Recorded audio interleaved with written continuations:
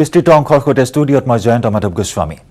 অসম বিধানসভাৰ মজিয়াত অৰুণোদয় আঁচনিৰ A to Z কোনে কোনে পাব, কোনে কোনে নাপায় অৰুণোদয় আঁচনিৰ ধন। দ্বিতীয় দিনৰ বিধানসভা অধিৱেশনত এফালৰ পৰা কৈ গ'ল বিত্তমন্ত্ৰী ডক্টৰ হিমন্ত বিশ্ব শৰ্মাই।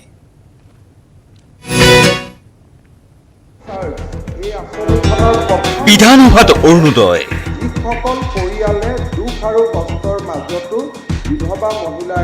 অৰুণোদয় ধ্বজাবাহী ৰক্ষণাবেক্ষণ প্ৰথম বিধৱা দিব্যাংগ অবিবাহিত ছোৱালী আৰু ঘৰৰ গিৰিয়েকৰ ঘৰৰ পৰা যিকোনো পৰিস্থিতিত ওলাই অহা ছোৱালী এইখিনি কাৰ কাৰ পৰিয়ালত আছে, এইখিনিৰ পৰিয়াল চিনাক্ত কৰাৰ লগে লগে আমাৰ ইয়াতে সিলেকশন প্ৰক্ৰিয়াটো সম্পূৰ্ণ হৈ গ'ল। এয়া অসম বিধানসভাৰ মজিয়াত বিত্তমন্ত্ৰী ডক্টৰ হিমন্ত বিশ্ব শৰ্মাৰ ভাষণ। অৰুণোদয় আঁচনিক লৈ মৌখিক প্ৰশ্নৰ উত্তৰ দিবলৈ গৈ বিত্তমন্ত্ৰীয়ে আঁচনিখনক আখ্যা দিলে ধ্বজাবাহী বুলি। লগতে মন্ত্ৰী ডক্টৰ শৰ্মাই ক'লে আঁচনিৰ ধন পাব বিধৱা আৰু অবিবাহিতাই।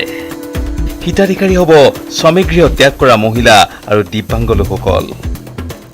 এতিয়া এই মোৰ ঘৰত বিধৱা ব্যক্তি আছে, কিন্তু মই চৰকাৰৰ পৰা পৰিয়ালটোত এটা দৰমহা যি হওক, আশা ৱৰ্কাৰ হওক, অংগনবাদী ৱৰ্কাৰ হওক, PSCত কাম কৰোঁ, ষ্টেট ফেডত কাম কৰোঁ, কৰবাত কাম কৰোঁ, চৰকাৰত কাম কৰোঁ, NHMত কাম কৰোঁ, SSত কাম কৰোঁ, আমি এই আঁচনিটো বিধৱা ব্যক্তি থাকিলেও এই আঁচনিটো আমি নাপাওঁ।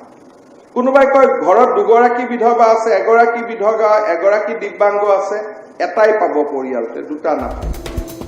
পিছে পৰিয়ালত চৰকাৰী চাকৰি থাকিলে, ট্ৰেক্টৰ থাকিলে, বাৰ্ষিক উপাৰ্জন 2 লাখৰ বেছি হলে নাপাব অৰুণোদয় আঁচনিৰ ধন। যদি কোনোবা কৰ্মচাৰীয়ে পেঞ্চন পাই আছে তেওঁ নাপাব। তাৰমানে চৰকাৰৰ ঘৰৰ পৰা যোনে দৰমহা পেঞ্চন পাই আছে তেওঁ নাপাব, কিন্তু কুশল কোঁৱৰ বা এই পেঞ্চনবিলাক এইটোত নহ'ব, চাকৰিৰ পেঞ্চনটোহে ইয়াত যোগ হ'ব। দ্বিতীয়তে মোৰ 15 বিঘা মাটি আছে, মই নাপাওঁ। তৃতীয়তে মোৰ ঘৰত 4 চকীয়া বাহন আছে, মই নাপাওঁ, কিন্তু 2 চকীয়া 3 চকীয়া থাকিলে পাম। আৰু চতুৰ্থতে মোৰ ঘৰত ফ্ৰিজ আছে, মই নাপাওঁ। মোৰ 2 লাখ টকাতকৈ উপাৰ্জন বেছি, মই নাপাওঁ। আৰু ফাইনেলি মই যদি ট্ৰেক্টৰৰ মালিক, সেল্ফ হেল্প গ্ৰুপৰ জৰিয়তে ট্ৰেক্টৰ হলে কথা নাই, কিন্তু ঘৰত যদি মোৰ নিজৰকৈ ট্ৰেক্টৰ এখন আছে মই নাপাওঁ, আৰু ফ্ৰিজ থাকিলে ঘৰত মই নাপাওঁ। আঁচনিখনৰ সন্দৰ্ভত বিস্তৃত ব্যাখ্যা কৰি বিত্তমন্ত্ৰীয়ে ক'লে 2 অক্টোবৰৰ পৰা কাৰ্যকৰী হ'ব অৰুণোদয়। প্ৰথম কিস্তিৰ ধন পাব 2 নৱেম্বৰত। 2 অক্টোবৰৰ পৰা এই আঁচনিখন কাৰ্যকৰী হ'ব। 2 নৱেম্বৰত প্ৰথম কিস্তিৰ টকা একাউণ্টত সোমাব। কোনোবা সমষ্টি যদি পিছ পৰি আছে, আগবাঢ়ি থকা সমষ্টিখিনিৰ একাউণ্টত গুচি যাব। কাৰো কাৰণে এই আঁচনিখন থিয় হৈ নাথাকে। 2 নৱেম্বৰত প্ৰথম কিস্তিৰ ধন এই আঁচনিখনৰ জৰিয়তে প্ৰেৰণ কৰা হ'ব। প্ৰথম অৱস্থাত পৰিয়ালটোৰ মেডিচিনৰ খৰচৰ বাবে আমি 400 টকা দিছোঁ। 4 কেজিৰ দালি যাতে 50% মূল্যত পায় তাৰ বাবে আমি 200 টকা দিছোঁ, আৰু 4 কেজি চেনিৰ বাবে আমি 80 টকা দিছোঁ যাতে 50% হয়, আৰু ফল মূল পাচনিৰ বাবে আমি 150 টকা দিছোঁ। ইয়াৰ লগতে অহা বিহুৰ সময়ত 1000 টকা, বানপানীৰ সময়ত 1000 টকা, পূজাৰ সময়ত 1000 টকা আৰু ছাত্ৰ ছাত্ৰীৰ এডমিশ্যনৰ সময়ত 1000 টকা বেছিকৈ পাব হিতাধিকাৰীসকলে। এই আঁচনিখন অহা বছৰ এপ্ৰিল মাহত বিহুৰ দিনাখন হয়তো, যদি আমি বাজেট এতিয়া দিয়া নাই, বিহুৰ বতৰত হয়তো 1000 টকা পৰিয়ালটোৱে বেছি পাব। আকৌ বানপানী হ'ল, বানপানীৰ সময়ত পৰিয়ালটোৱে 1000 টকা বেছি পাব। পূজা আহিলে পৰিয়ালটোৱে 1000 টকা বেছি পাব। এই ধৰণে যেতিয়াই ঘৰত ল'ৰা ছোৱালী এডমিশ্যনৰ সময় হ'ল 1000 টকা বেছি পাব, আৰু আঁচনিখনৰ কাভাৰেজ বাঢ়ি বাঢ়ি গৈ থাকিব। অৱশ্যে BTCত নিৰ্বাচনী আচৰণ বিধি চলি আছে, সেয়ে BTCত এই আঁচনি ৰূপায়ণ কৰিব পৰা নাযাব বুলি সদনত সদৰি কৰিলে বিত্তমন্ত্ৰী ডক্টৰ হিমন্ত বিশ্ব শৰ্মাই। কেমেৰা পাৰ্চন প্ৰভাস আৰু নিতুলৰ সৈতে বিজয় Kumar Deka, news 18 Assam north east. বিশ্বজুৰি ত্ৰাসৰ সৃষ্টি কৰিছে কৰোনাই। পিছে কংগ্ৰেছী বিধায়ক ৰূপজ্যোতি কুৰ্মীৰ দৃষ্টিত কৰোনা এক নাটকহে হেনো। আনহাতে একে দলৰে বিধায়ক তথা প্ৰাক্তন মন্ত্ৰী ৰকিবুল হুছেইনৰ কাউণ্টাৰ ৰূপজ্যোতিক। কোভিড নাটক এই ধেমালি কৰা নাই, এইটো নাটক আৰু এইটো মই কভিড এটা নাটক, কভিড এটা নাটক, কভিড এটা নাটক, কোভিড ৰাজনীতি কভিড এটা সম্পূৰ্ণ ৰাজনীতি, কভিড এটা সম্পূৰ্ণ ৰাজনীতি, কোভিড ধেমালি মই এতিয়াও কৈ আছোঁ কভিড এটা নাটক, কভিড এটা নাটক চলি আছে। এতিয়া অন্য বেমাৰ নাইকিয়া হৈ গ'ল নেকি? এতিয়া অন্য ভাইৰেল ফিভাৰ, এতিয়া ডায়েবেটিছ, প্ৰেছাৰ, হাৰ্টৰ ডিজিজ, মানে সেইবোৰ বেমাৰ নাইকিয়া হৈ গ'ল নেকি? এতিয়া অকল কভিডতে মানুহ মৰি আছে নেকি? বেলেগ বেমাৰ নাইকিয়া হৈ গ'ল নেকি? সেইকাৰণে কভিড এটা নাটক মই আকৌ কৰিম। ঠিকেই শুনিছে, ৰূপজ্যোতি কুৰ্মীৰ দৃষ্টিত কোভিড নাটক, কোভিড ধেমালি, কোভিড ৰাজনীতি। বিশ্বজুৰি ত্ৰাসৰ সৃষ্টি কৰা কোভিডক এইদৰে উপহাস এইগৰাকী কংগ্ৰেছী বিধায়কৰ। নিজৰ বক্তব্য সত্য প্ৰমাণিত কৰিবলৈ যুক্তিও দৰ্শালে বিধায়ক ৰূপজ্যোতি কুৰ্মীয়ে। ৰূপজ্যোতি কুৰ্মীৰ প্ৰশ্ন, একে সময়তে মণিপুৰলৈ যোৱা মন্ত্ৰী ডক্টৰ হিমন্ত বিশ্ব শৰ্মাক কিয় কৰা নহ'ল কোৱাৰেণ্টাইন? কিয় সাংসদ গগৈক কৰা হ'ল কোৱাৰেণ্টাইন? বিজেপিৰ গাত নালাগে নেকি কোভিড বীজাণু? অসমৰ মুখ্য সচিবে ঘোষণা কৰা যে বাহিৰৰ বা ৰাজ্যৰ পৰা কোনোবা যদি আহে, অন্যসকলে যেনেকৈ পাইছে সকলো একে সমানে ট্ৰিটমেণ্ট পাব লাগিব, কোৱাৰেণ্টাইনত থাকিব লাগিব। তেনেস্থলত দেখা গ'ল হিমন্ত বিশ্ব শৰ্মা ডাঙৰীয়া আৰু 4জনকে মণিপুৰৰ পৰা অহা যিসকল আজি বিধায়ক, তেওঁলোকে কোৱাৰেণ্টাইনত নাথাকি পোনপটীয়াভাৱে তেওঁলোকে আকৌ দিল্লীলৈ মানে উৰা মাৰে। হিমন্ত বিশ্ব শৰ্মা, গৌৰৱ গগৈ একেলগে মণিপুৰত গ'ল, গৌৰৱ গগৈ কিন্তু টেষ্ট কৰিব লগা হ'ল, হিমন্ত বিশ্ব শৰ্মা টেষ্ট কৰিব লগা নহ'ল। কাৰণ বিজেপি মানুহৰ কাৰণে তেওঁৰ গাত কৰোণা নাহে, আৰু এইটো ৰাজনীতি নহয় কি গৌৰৱ গগৈৰ গাত আহি যাব পাৰে। ইমানেই নহয়, সমষ্টিয়ে সমষ্টিয়ে অস্থায়ী কোভিড হাস্পতাল নুখুলি কি স্বাৰ্থত একাটো বোকা হোৱা খানাপাৰাত কোভিড হাস্পতাল বনালে বুলি প্ৰশ্ন তুলি মন্ত্ৰী ডক্টৰ হিমন্ত বিশ্ব শৰ্মাক লৈ ৰূপজ্যোতিয়ে জুৰিলে গান। কি ভিত্তিত মাননীয় মন্ত্ৰী বা অসম চৰকাৰে কোৰ্ট ফিল্ডত বোকাময় একাটো বোকাত তাত অস্থায়ী পেণ্ডেল বনাই আমাৰ অসমৰ ৰাইজৰ টকা তাত কেলে খৰচা কৰিব লগা হ'ল? এইটো কোভিডলৈ লৈ পেলাই ৰাজনীতি নহয় জানো? এইটো আৰু এটা আমি বেলেগ কি নাম দি মাতিম তোমাক, কি নাম দি মাতিম তোমাক, এই গানটো গাবলৈ এতিয়া মন গৈছে। প্ৰাক্তন ৰাষ্ট্ৰপতি প্ৰণৱ মুখাৰ্জীৰ কোভিডত মৃত্যু হোৱা নাই বুলি দাবী তুলি প্ৰাক্তন মুখ্যমন্ত্ৰী তৰুণ গগৈৰো বয়স আৰু আন ৰোগৰ বাবেহে কোভিড হোৱা বুলি যুক্তি দৰ্শাইছে ৰূপজ্যোতি কুৰ্মীয়ে। প্ৰণৱ মুখাৰ্জী ডাঙৰীয়া বিয়োগ হ'ল, শেষ মুহূৰ্তত কোভিড বুলি ক'লে, আগত কেলে নক'লে? তেখেতৰ লাংচৰ অসুখৰ কাৰণে অন্য অসুখৰ কাৰণে চিকিৎসা হৈ আছে, মৃত্যু সময়ত কোভিড বুলি ক'লে। কাৰণ কোভিডৰ সংখ্যা বঢ়াব লাগিব, কোভিডটো ভয় খুৱাই ৰাখিব লাগিব, কোভিডটো লৈ পেলাই আতংকিত কৰি ৰাখিব লাগিব, সেইকাৰণে ক'লে। তৰুণ গগৈ ডাঙৰীয়া এজন সুস্থ ব্যক্তি, তেওঁ সকলোৱে জানে, তেওঁ পেচমেকাৰ লগা ব্যক্তি, সেইকাৰণে হাৰ্টৰ অকণমান অসুখ আছে। এতিয়া কোনে কি কৰি আছে মানুহে অসমৰ ৰাইজে আমি বেছিকৈ আৰু বুজাব নালাগে। পিছে ৰূপজ্যোতি কুৰ্মীক কাউণ্টাৰ দিলে খোদ নিজ দলৰে বিধায়ক তথা প্ৰাক্তন মন্ত্ৰী ৰকিবুল হুছেইনে। কোভিডক উপহাস নকৰিব। কৰোণাক লৈ পেলাই বাকী আমি যিখিনি কথা কৈছোঁ, যিখিনি ভাল কাম আমি প্ৰশংসা কৰিছোঁ, কৰোণা ধেমালি বুলি কোৱা নাই। কৰোণাক লৈ যিখিনি ৰাজনীতি হৈছে সেইখিনিকে আমি ৰাইজৰ ওচৰত কৈছোঁ, আৰু ৰাইজেও দেখিছে, ৰাইজেও বহু ক্ষেত্ৰত দেখিছে এই ক্ষেত্ৰত ৰাজনীতি কৰাৰ ক্ষেত্ৰত সেইখিনিকে আমি আপোনাৰ বিৰোধিতা কৰিছোঁ। কেমেৰা পাৰ্চন নিতুল কৃষ্ণ আৰু প্ৰভাস সহযোগত Raju Baruah, news 18 Assam north east. আগন্তুক নিৰ্বাচনত কংগ্ৰেছৰ দখলত থকা আসন কাঢ়ি আনিব বিজেপিয়ে। ডুমডুমাৰ পৰা তিতাবৰলৈ আসন লাভ কৰিব শাসকীয় দলটোৱে। কিন্তু কোনে কৰিলে এই দাবী?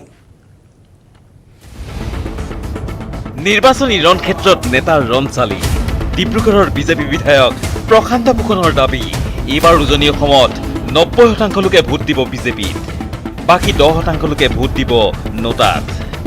উজনি অসমত 100% আসন হেনো লাভ কৰিব বিজেপিয়ে।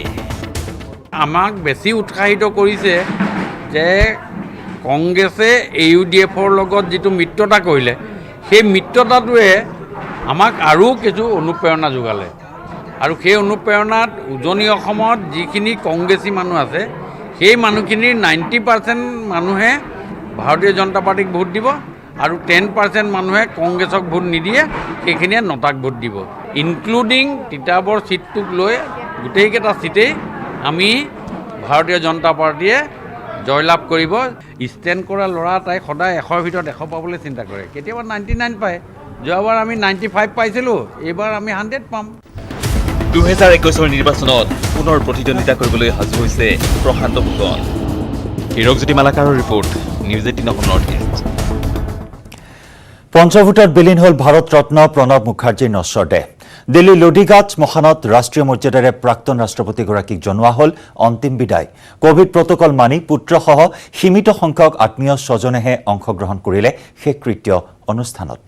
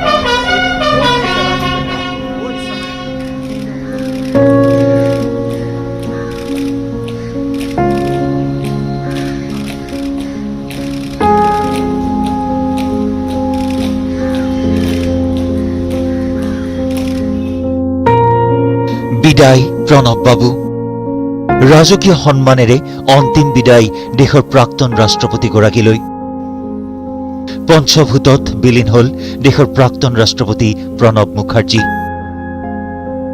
মঙলবাৰে দিল্লীৰ লোধি ৰোড শ্মশানঘাটত ৰাষ্ট্ৰীয় মৰ্যাদাৰে শেষকৃত্য সম্পন্ন কৰা হয় দেশৰ প্ৰাক্তন ৰাষ্ট্ৰপতিগৰাকীৰ দিল্লীৰ লোধি শ্মশানঘাটত অন্তিম সংস্কাৰ কাৰ্যসূচীত উপস্থিত থাকে মুখাৰ্জীৰ পুত্ৰ অভিজিৎ মুখাৰ্জীৰ লগতে সীমিত সংখ্যক আত্মীয় স্বজন কৰোনা পৰিস্থিতিৰ বাবে চৰকাৰী নিয়ম মানি অন্তিম সংস্কাৰ সম্পন্ন কৰা হয় প্ৰাক্তন ৰাষ্ট্ৰপতিগৰাকীৰ ভাৰত ৰত্ন তথা প্ৰাক্তন ৰাষ্ট্ৰপতি প্ৰণৱ মুখাৰ্জীয়ে সোমবাৰে দিল্লীস্থিত আৰ্মি ৰিচাৰ্চ এণ্ড ৰেফাৰেল হাস্পতালত শেষ নিশ্বাস ত্যাগ কৰিছিল হাওফাওৰ সংক্ৰমণৰ ফলত দেহাৱসান ঘটে মুখাৰ্জীৰ মৃত্যুৰ সময়ত মুখাৰ্জীৰ বয়স আছিল 84 বছৰ 10 আগষ্টত হাস্পতালত ভৰ্তি কৰোৱা হৈছিল মুখাৰ্জীক মগজুৰ অস্ত্ৰোপচাৰো সম্পন্ন কৰা হৈছিল প্ৰাক্তন ৰাষ্ট্ৰপতিগৰাকীৰ পিছত হাওফাওৰ সংক্ৰমণ হোৱাত ভেণ্টিলেশ্যনত ৰখা হৈছিল মুখাৰ্জীক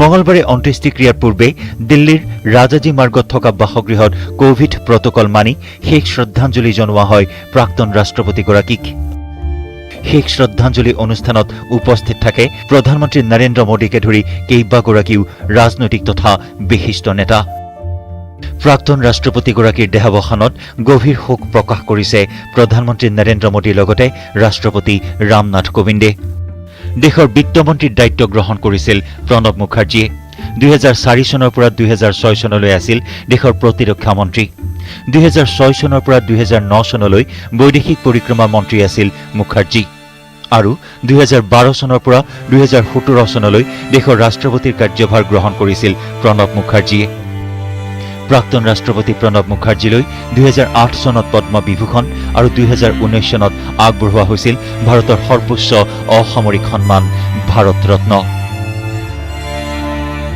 bureau report news 18 Assam north east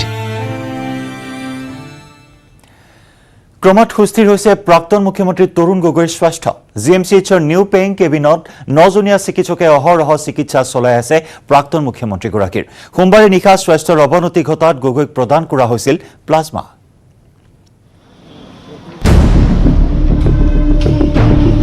ক্ৰমত সুস্থিৰ হৈছে তৰুণ গগৈৰ স্বাস্থ্য 9জনীয়া চিকিৎসকৰ দলে অহৰহ চলাইছে চিকিৎসা অক্সিজেনৰ পৰিমাণ হ্ৰাসৰ পিছত গগৈক দিয়া হয় প্লাজমা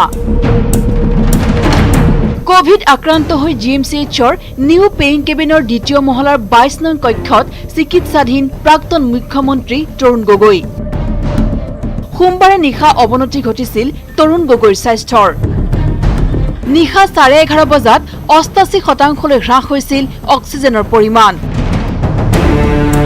লগে লগে প্ৰাক্তন মুখ্যমন্ত্ৰীগৰাকীক চিকিৎসকৰ দলে প্ৰদান কৰে 1 ইউনিট প্লাজমা চিকিৎসালয়ত উপস্থিত হৈ তৰুণ গগৈৰ চিকিৎসাৰ সকলো দিশ তদাৰক কৰে খুদ স্বাস্থ্যমন্ত্ৰী ডক্টৰ হিমন্ত বিশ্ব শৰ্মাই প্লাজমা দানৰ পিছত এতিয়া সুস্থিৰ হৈছে প্ৰাক্তন মুখ্যমন্ত্ৰীগৰাকীৰ স্বাস্থ্য।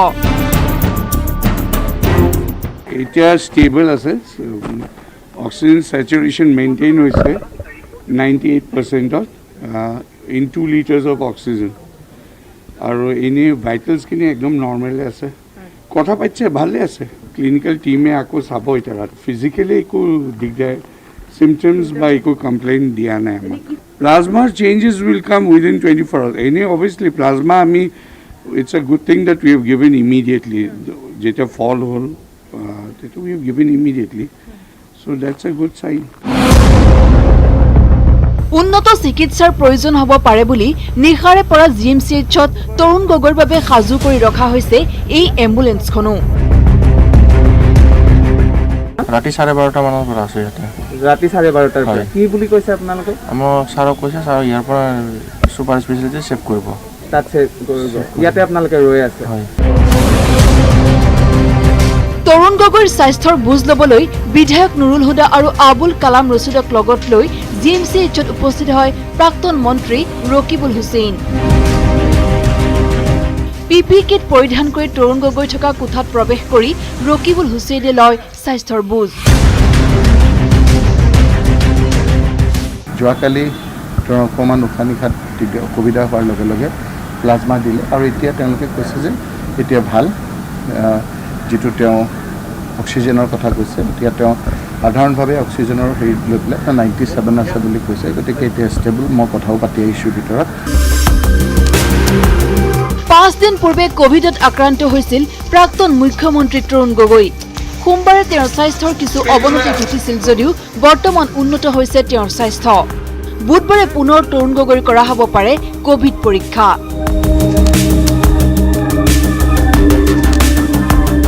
টিয়কৰ পৰা দিগন্ত হাজৰিকাৰ সহযোগত কেমেৰা পাৰ্চন মনোজ দুৱাৰৰ সৈতে Gunjan Kalita, news 18 Assam north east.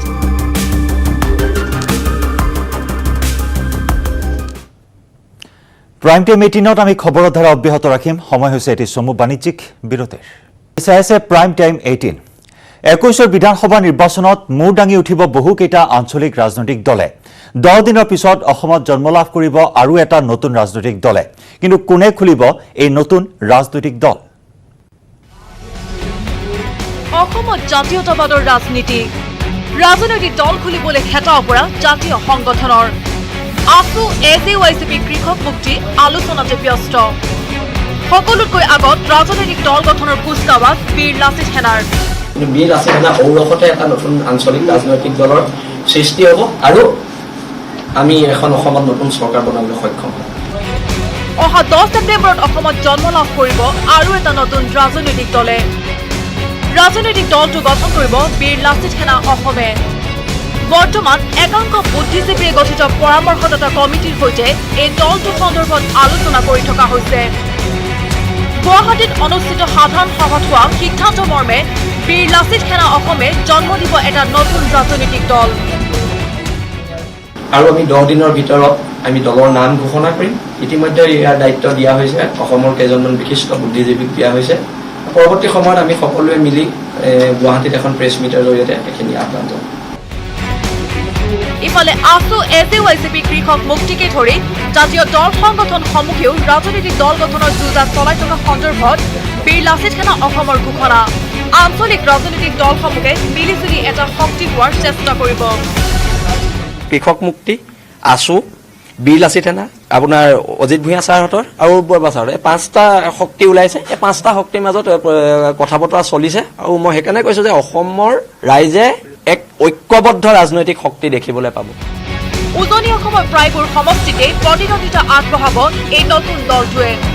অৱশ্যে লাচিত সেনাৰ ঘোষণা এই দলটোৱে সমৰ্থন আগনবঢ়ায় কংগ্ৰেছ আৰু AIUDF-ক।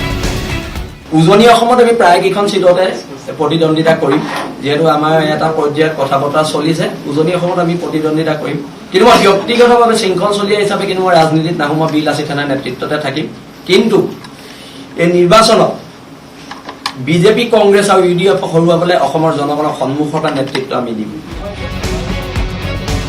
কিন্তু ইমানকেইটা আঞ্চলিক ৰাজনৈতিক দলে অসমত আত্মপ্ৰকাশ কৰাৰ পিছত নিৰ্বাচনৰ বাবে পুঁজিৰ যোগাৰ কেনেকৈ হ'ব এই প্ৰশ্নৰ উত্তৰ দিলে শৃংখল চলিহাই। কিন্তু যি অসমৰ জাতীয়তাবাদী জনগণে দিব আৰু আমি সততাৰ ৰাজনীতি যিহেতু আমি নামাৰ কথা ভাবিছোঁ, ইয়াত পইচা লৈ জিকাই কিবা হেৰি কৰে এনেকুৱা ধৰণৰ কথা থাকিব নেকি? কেমেৰাত পূৰ্ণ বিকাশৰ সহযোগত যোৰহাটৰ পৰা গৌতম বৰাৰ report, news 18 Assam north east. Akhil গগৈৰ মুক্তিৰ দাবীৰে কৃষক মুক্তি সংগ্ৰাম সমিতিয়ে প্ৰচাৰ পত্ৰ বিতৰণেৰে আৰম্ভ কৰিছে এক অভিযান। 50 লাখ প্ৰচাৰ পত্ৰিকা বিতৰণৰ লক্ষ্য কৰি লৈছে সংগঠনটোৱে। 264 দিনে কাৰাবন্দী হৈ আছে অখিল গগৈ। মঙলবাৰে মহানগৰীত বিতৰণ কৰে 1 লাখ প্ৰচাৰ পত্ৰিকা কৃষক মুক্তি সংগ্ৰাম সমিতিয়ে। অখিল গগৈৰ মুক্তিৰ দাবীত প্ৰচাৰ পত্ৰ বিতৰণ।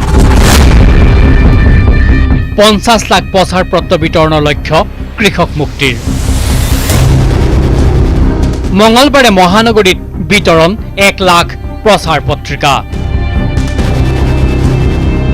264টা দিন উকলিল, এতিয়াও কাৰাগাৰৰ বন্ধ কোঠাত কৃষক নেতা অখিল গগৈ।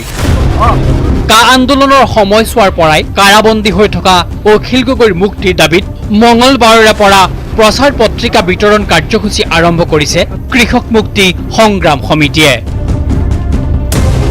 গুৱাহাটী মহানগৰীৰ প্ৰতিমা পাণ্ডে বৰুৱা প্ৰতিমূৰ্তিৰ সন্মুখৰ পৰা অখিল গগৈৰ মুক্তিৰ দাবীৰে প্ৰচাৰ অভিযান আৰম্ভ কৰে সংগঠনটোৱে। চানমাৰীৰ পদপথৰ পথাচাৰীৰ পৰা আৰম্ভ কৰি বাছ যাত্ৰীলৈ প্ৰচাৰ পত্ৰিকা বিতৰণ কৰে কৃষক মুক্তি সংগ্ৰাম সমিতিয়ে। অখিল গগৈৰ মুক্তিৰ দাবীত প্ৰচাৰ পত্ৰিকা বিলোৱা কাৰ্যসূচী আৰম্ভ কৰিছোঁ আৰু এই প্ৰচাৰ পত্ৰিকাখন অসমৰ সৰ্বস্তৰৰ ৰাইজৰ মাজলৈ লৈ যোৱা হ'ব। অসমৰ প্ৰত্যেকখন গাঁৱত প্ৰত্যেকখন চহৰতে এই প্ৰচাৰ পত্ৰিকা লৈ যোৱা হ'ব। কিয় অখিল গগৈ ডাঙৰীয়াক এই বিজেপিৰ চৰকাৰখনে ভয় কৰিছে আৰু ভয় কৰি সম্পূৰ্ণ ষড়যন্ত্ৰমূলকভাৱে সম্পূৰ্ণ স্বেচ্ছাচাৰিতাৰে তেওঁক কাৰাবন্দী কৰি ৰাখিছে, সেয়া অসমৰ ৰাইজক আমি বুজাব লাগিব। একেটা গোচৰত কিছুদিন পূৰ্বে কৃষক মুক্তি সংগ্ৰাম সমিতিৰ সদস্য ধৈৰ্য কোঁৱৰ, ছাত্ৰ মুক্তি সংগ্ৰাম সমিতিৰ মানস কোঁৱৰ আৰু বিতু সোণোৱালে জামিন লাভ কৰিলে যদিও এতিয়াও মুকলি আকাশৰ তললৈ অহা নাই অখিল গগৈয়ে। চৰকাৰে 2021 বৰ্ষৰ নিৰ্বাচনী বৈতৰণি পাৰ কৰাৰ উদ্দেশ্যৰে অখিল গগৈক ষড়যন্ত্ৰ কৰাৰ অভিযোগ উত্থাপন কৰে কৃষক মুক্তিৰ সদস্যই। আমাৰ সংগ্ৰামী সতীৰ্থ 3জনক ইতিমধ্যে এনআই আদালতে জামিন মঞ্জুৰ কৰিছে, কিন্তু অখিল গগৈ ডাঙৰীয়াক অতি আক্ৰোশমূলকভাৱে এটাৰ পাছত এটা গোচৰ জাপি দি তেখেতক অধিক দিন যাতে কাৰাৰুদ্ধ কৰিব পাৰি তাৰ কাৰণে বিজেপি চৰকাৰখনে চেষ্টাৰ ত্ৰুটি কৰা নাই। তেখেতক মুঠতে যিকোনো প্ৰকাৰে 21ৰ নিৰ্বাচনৰ পূৰ্বে যাতে মুকলি হ'ব নোৱাৰে সেই সিদ্ধান্তত তেওঁলোক অটল আছে বিজেপি চৰকাৰখনে। কৃষক মুক্তি সংগ্ৰাম সমিতিয়ে ৰাজ্যৰ 50 লাখ পৰিয়ালৰ মাজত অখিল গগৈৰ মুক্তিৰ দাবীৰে এই প্ৰচাৰ পত্ৰ বিতৰণৰ লক্ষ্য লৈছে। কেমেৰা পাৰ্চন অঞ্জন ডেকাৰ সৈতে Hirak Jyoti Malakar, news 18 Assam north east. ৰাজ্যত নতুনকৈ স্থাপন কৰা হ'ব 15খন নতুন মহাবিদ্যালয়, কিন্তু প্ৰাদেশিকীকৰণৰ লক্ষ্যৰে কোনো লোকে স্থাপন কৰিব নোৱাৰিব মহাবিদ্যালয়, কিয়নো প্ৰাদেশিকীকৰণৰ বাবে কলেজ স্থাপন কৰাটো আইনমতে দণ্ডনীয়। ছাত্ৰ নোহোৱা কলেজৰ শিক্ষকক প্ৰাদেশিকীকৰণ কৰিলে কি কৰিব সেইসকল শিক্ষকে? ৰাতিপুৱা আহিব, ছাত্ৰ নাপাব, এই ফেচবুক ছচিয়েল মিডিয়া এইবিলাকে কৰি দিব দিনৰ দিন। বিধানসভাত শিক্ষামন্ত্ৰী হিমন্ত বিশ্ব শৰ্মাৰ কটাক্ষ। যদি ক'ব লাগে যে মোক ধুনীয়াকৈ আহি কয় যে ছাৰ এনৰলমেণ্ট নাই, আমাৰ এনৰলমেণ্ট শব্দটো কৈ দিয়ে অলপ ইংৰাজীত বস্তুটো বেলেগ বেলেগ লাগে। অপ্ৰাদেশীকৃত কলেজক প্ৰাদেশিকীকৰণ কৰা আৰু চৰকাৰী নীতি সন্দৰ্ভত কেতবোৰ স্পষ্ট নীতি নিৰ্দেশনা ঘোষণা কৰি শিক্ষামন্ত্ৰী ডক্টৰ হিমন্ত বিশ্ব শৰ্মাই অসম বিধানসভাৰ মজিয়াত আগবঢ়ালে এই বক্তব্য। মন্ত্ৰী হিমন্তৰ উপদেশ, ছাত্ৰ ছাত্ৰী নথকা কলেজৰ শিক্ষকক চৰকাৰীকৰণ কৰাৰ সলনি বেলেগ বিভাগতহে চাকৰি দিয়াৰ ব্যৱস্থা কৰিব লাগে। এতিয়া ছাত্ৰ নোহোৱা কলেজ এখনত শিক্ষকজনক প্ৰাদেশিকৰণ কৰাতকৈ সেই শিক্ষকজনক ইনস্পেক্টৰ টেক্স বা বিভিন্ন চাকৰিলৈকে লৈ যোৱা ভাল। কাৰণ তেওঁ যে ৰাতিপুৱা আহিব, ছাত্ৰ নাপাব, সেই ফেচবুক ছচিয়েল মিডিয়া এইবিলাকে কৰি থাকিব দিনৰ দিনটো, কামটো নাথাকিব। এই উপদেশ দি শিক্ষামন্ত্ৰীয়ে সদনৰ মজিয়াত 2006 চনৰ আইনৰ কথা উল্লেখ কৰে। মন্ত্ৰী হিমন্তই কয়, 2006ৰ প্ৰাদেশিকীকৰণ আইন মতে কোনো লোকে প্ৰাদেশিকীকৰণৰ বাবে কলেজ স্থাপন কৰাটো আইনমতে দণ্ডনীয়। 6 চনৰ পৰৱৰ্তী সময়ত কিয় কলেজ কোনে প্ৰতিষ্ঠা কৰিলে এই বিষয়ে অলপ জানিবলগীয়া আছে। কিহৰ কাৰণে 6 চনৰ আইনতে কোৱা হৈছিলে যে ইয়াৰ পিছত কোনোবাই যদি কলেজ প্ৰাদেশিকৰণৰ বাবে প্ৰতিষ্ঠা কৰে সেইটো আইনমতে দণ্ডনীয় হ'ব। গতিকে কোনোবাই যদি এই ধৰণে আৰু তাৰ লগে লগে দ্বিতীয় ব্যৱস্থা লোৱা হৈছিল যে চৰকাৰে কলেজ প্ৰতিষ্ঠাৰ কামত আগবাঢ়িছিলে যে ৰাইজক আৰু কষ্ট কৰিব নালাগে, ৰাজ্য চৰকাৰে যেনেকে হস্পিটেল ইউনিভাৰ্চিটি প্ৰতিষ্ঠা কৰে কলেজো ৰাজ্য চৰকাৰে প্ৰতিষ্ঠা কৰিব। পৰৱৰ্তী সময়ত প্ৰায় 10খন কলেজ ৰাজ্য চৰকাৰে প্ৰতিষ্ঠাও কৰিলে আৰু যোৱাকালিও আৰু 15খন নতুন কলেজ প্ৰতিষ্ঠাৰ আমি ৰাজ্য চৰকাৰে অনুমোদন দিয়াৰ প্ৰক্ৰিয়া সম্পূৰ্ণ কৰিছোঁ।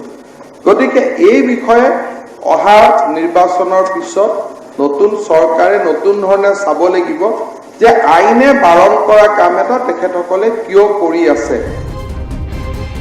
উল্লেখযোগ্য যে চৰকাৰে প্ৰয়োজন মতে চিকিৎসা মহাবিদ্যালয় স্থাপন কৰাৰ দৰে কলেজো স্থাপন কৰিব পাৰিব বুলি সদৰি কৰিলে শিক্ষামন্ত্ৰীয়ে। কিন্তু প্ৰাদেশিকীকৰণৰ বাবে কোনো লোকে কলেজ স্থাপন কৰিব নোৱাৰিব।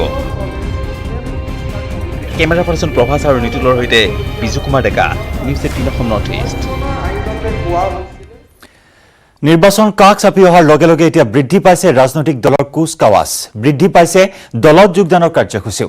বিটিচি নিৰ্বাচনৰ প্ৰাক মুহূৰ্তত ৰৌতাত বিজেপিত যোগদান কৰিলে প্ৰায় 2 সহস্ৰাধিক লোকে আৰু আনহাতে হাওৰাঘাটত কংগ্ৰেছত যোগদান কৰে কেইবাটাও বিজেপি পৰিয়ালে।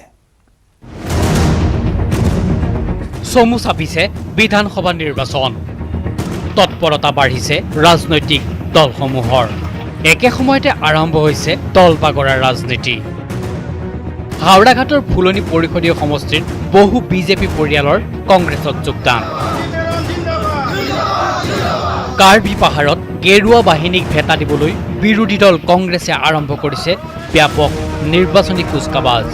হাওৰাঘাটৰ ফুলনি পৰিষদীয় সমষ্টিৰ অন্তৰ্গত ফুলনি বজাৰত এক প্ৰকাৰ কৰোনা প্ৰটকল ভংগ কৰি কংগ্ৰেছে পাতিছে দলীয় সভা। বহুতৰে মুখত নাই মাস্ক, নামানিলে সামাজিক দূৰত্ব। ইয়াৰ মাজতে কংগ্ৰেছৰ এই দলীয় সভাখনত অঞ্চলটোৰ 12টা বিজেপি পৰিয়ালে যোগদান কৰে কংগ্ৰেছত। কংগ্ৰেছৰ প্ৰতি পুনৰ সৃষ্টি হোৱা আস্থাই 2021 চনত পুনৰ কংগ্ৰেছক জয়ী কৰাব বুলি দাবী কৰে কাৰ্বি আংলং জিলা কংগ্ৰেছৰ সাধাৰণ সম্পাদক সঞ্জীৱ তেৰণে। কাৰ্বি আংলং যোনটো ঢৌ এতিয়া আমাৰ বিজেপি ঢৌ বুলি এটা আছিলে, সেই ঢৌটো এতিয়া শেষ হ'বলগীয়া ধৰিছে। তো অহা যোনটো 2021 চনত আমাৰ কাৰ্বি আংলং জিলা তথা আমাৰ জিলা এছেম্বলি 3টা এছেম্বলি আমাৰ কংগ্ৰেছে জয়যুক্ত কৰিব বুলি আমি আশা কৰিছোঁ। ইপিনে ৰৌতাত বিজেপিৰ নিৰ্বাচনী সভাত দলটোত যোগদান কৰে 2 সহস্ৰাধিকে।